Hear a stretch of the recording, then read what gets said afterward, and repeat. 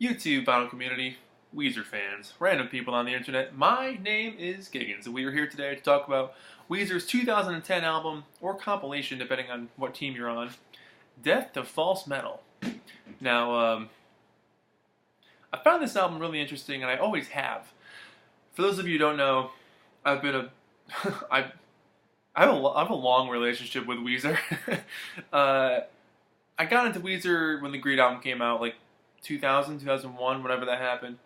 And for the longest time, they were my favorite band. And they could do no wrong in my eyes. And then around the time of 2009, 2010, um, they started going into a direction that a lot of fans were kind of put off by. Especially with Gratitude, they had some like rap sections on their album and lots of auto tune and a direction that was really disjointed and new for them as they were trying to experiment with new sounds and try something different. But with the fans' reaction, the whole thing wasn't working. And Hurley was kind of a mixed bag of sorts too. Not a terrible album, but just kind of not the best. And so that also came out in 2010. And then when this thing came out, it was announced as a collection of rarities and demos or songs that hadn't been released before but were almost finished but had nowhere to go on a previous album.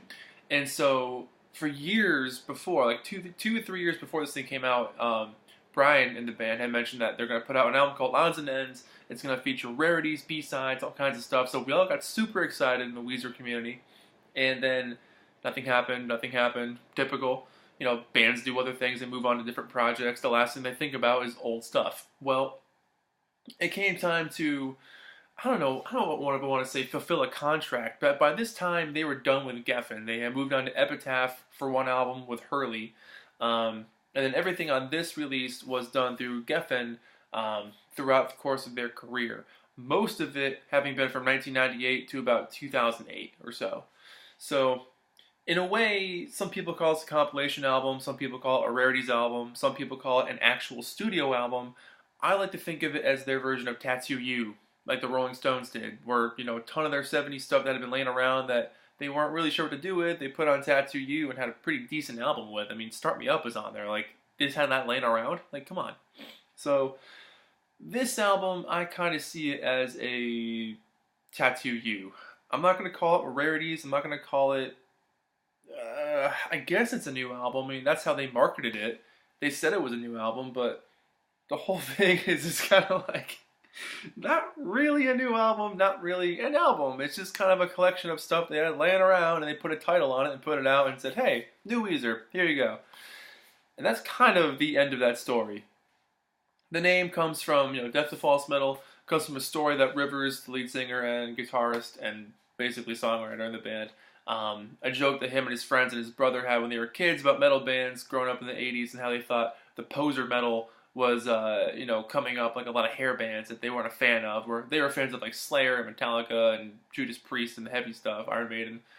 So when bands like Poison came up, they were like, nah, Death to False Metal, those guys aren't real. So that's where the name came from. This cover art comes from apparently a guy who used to draw stuff for like Jehovah's Witnesses pamphlets or something. So they thought that would be like funny, I guess, to put like Death to False Metal with this like nice scene of people like holding butterflies and hanging out with deer and carrying a bunch of pumpkins and a pineapple in the same wheelbarrow. Whatever, man.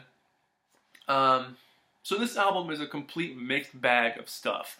This particular issue was put out in 2014 by SRC Vinyl, so it took 4 years to get put out in vinyl, and it was a super limited run.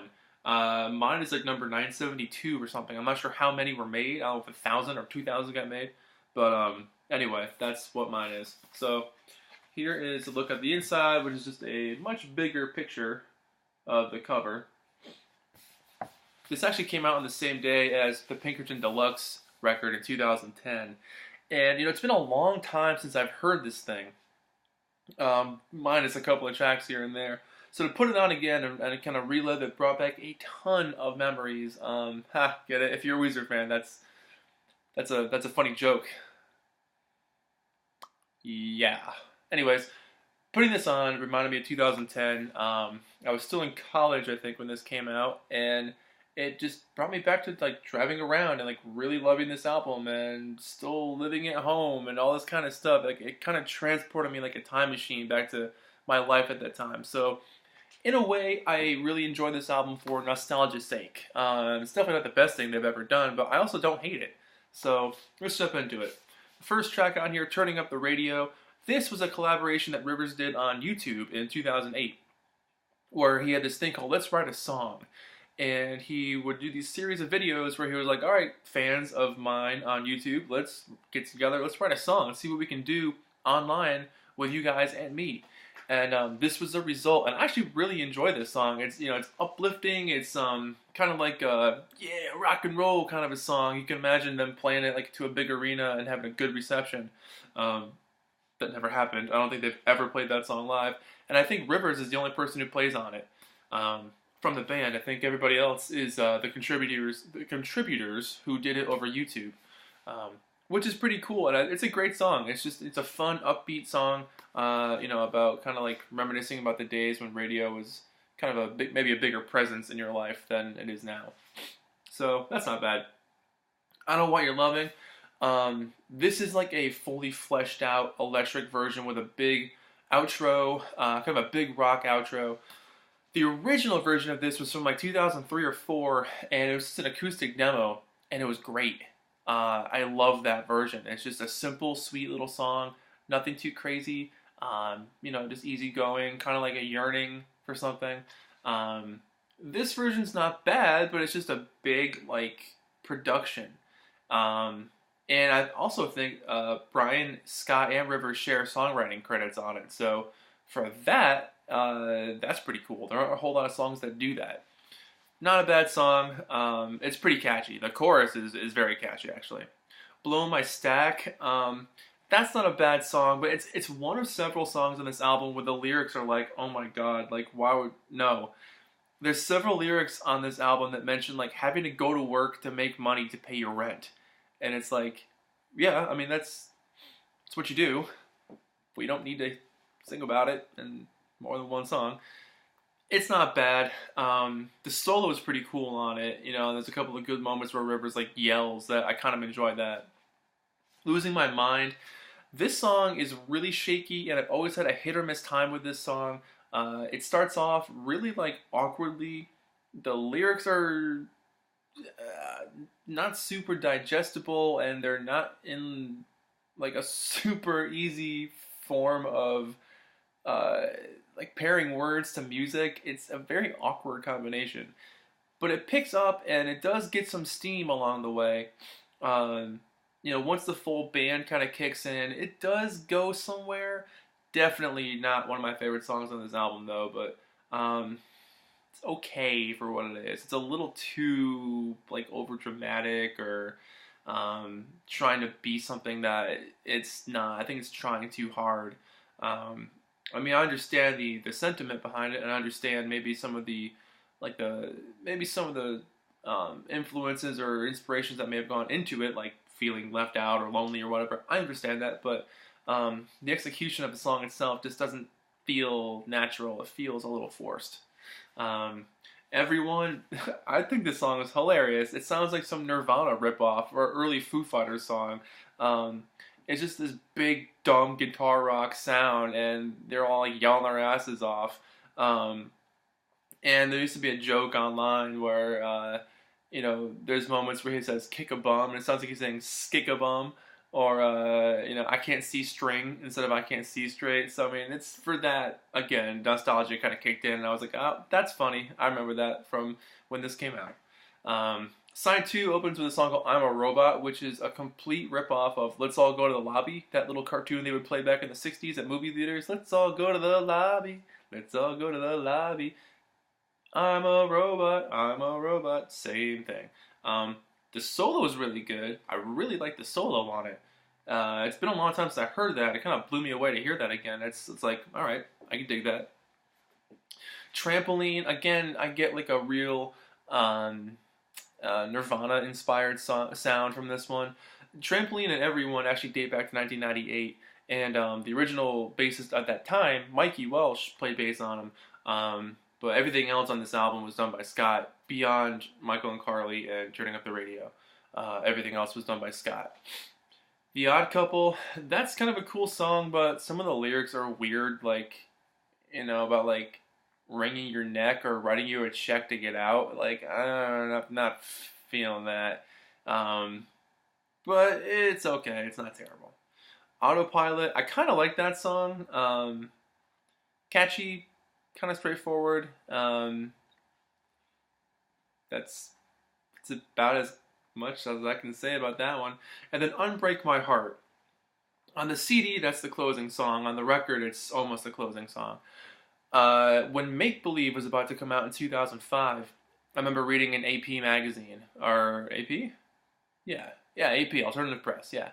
And they had like a big spread about them. Like they were on the cover and everything else before Make Believe came out. And it mentioned that Unbreak My Heart was one of the songs that was going to be on the album. And I was like, that's cool. I can imagine a big, like, Weezer version of this song. I was really excited for it. And then Make Believe came out and it was never heard from again. And then when this was about to come out, they showed the track list and I completely lost my mind. I was like, great, I finally get to hear Unbreak My Heart. And it didn't disappoint. It was exactly what I thought it was going to be in my head. So I was super excited for that. I'm like one of the biggest champions for that song, for Weezer's version of that song. So many Weezer fans I know hate that song. I think it's awesome. I think they did a great version with it, and especially that whole "Say That You Love Me" part at the end with Scott and Brian in the background. Very cool. I love that. I think that's probably my favorite song on this entire album.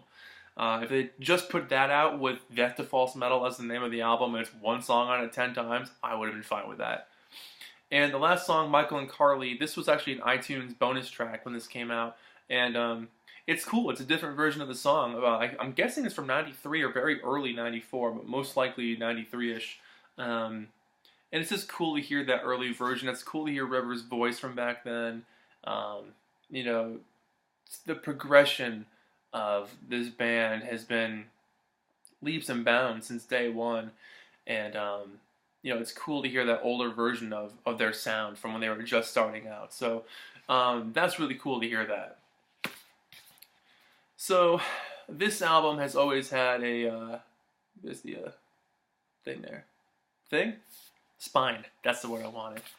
This album has always had a really odd placement in Weezer's discography, and amongst their fans too. It's always sort of divided them as to whether they should take this as a new album like Weezer promoted it as, or a compilation album, or a rarities album, or what. Make it what you will. It doesn't matter what anybody else says about it. Just, enjoy it for what it is.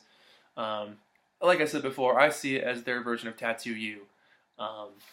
Stuff that they had laying around that they weren't really sure where to put on other albums that may have already been completely mixed, or maybe it was missing a verse or a chorus, or needed some overdubs, and so they went in for a couple of weeks and hammered out some new stuff on some older tracks and said, hey, here's another album, boom, done.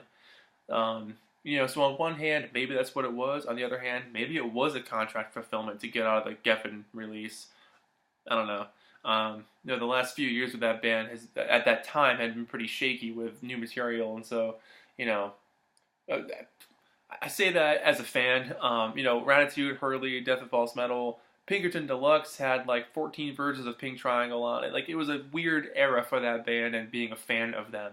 And I feel like they lost a lot of fans after that. And so, they definitely, I think, have come back from that very strong.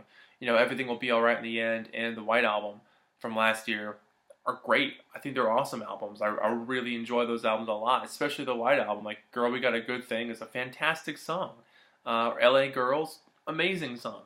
So there's still an insane amount of great songs left in these guys, and I don't see their end in sight anywhere soon, but this particular era of their career was a weird time to be a Weezer fan. So anyway, long story short, Death to False Metal. Out of a 10, I'd probably give this thing like a 5 or a 6. It's fun to listen to. It's good to put on. It's definitely better than Ratitude, and maybe a little bit better than Hurley. I kind of put this and Hurley probably about the same. Jeez, I don't know. It's been a long time since I've heard that one too. But I don't know. I think for nostalgia purposes, I'd give this a 6 because this brings back a lot of good memories of being a Weezer fan at that time. and you know, talking about this stuff with other Weezer fans, and just living that nerdy life. So, yep.